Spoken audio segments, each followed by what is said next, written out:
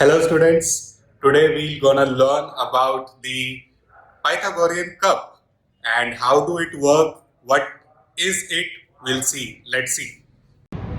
So this is my Pythagorean cup which is 3D printed and you may see that it has a rod at the center and a marking at the upper end. And how do it work? Let's see.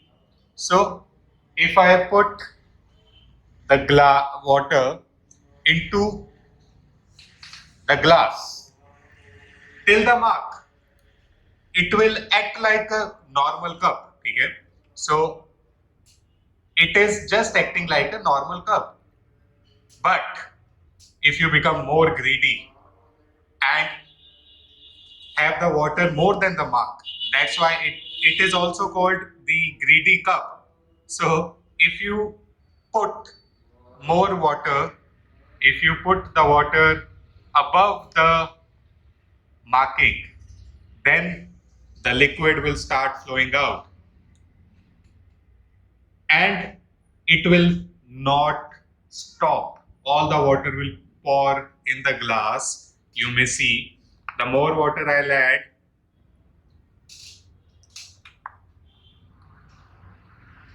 all the water will flow out. So you need not to be greedy in this cup. You have to drink it till the marking. That's why it is called the greedy cup. And let's see now how do it work. So it works on two principles. One is the Pascal law, and the other one is the simple rule. So let's see what is Pascal law of communicating the vessels. So Pascal says if you have different shaped vessels, let it be this. Okay, two vessels which are interacting with each other, I must say. But the water that I fill into this would have the same height.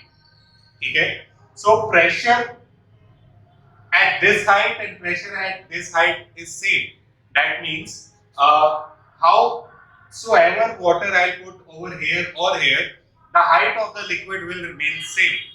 So as soon as I put the liquid into the siphon, into this Pythagorean cup, what would happen?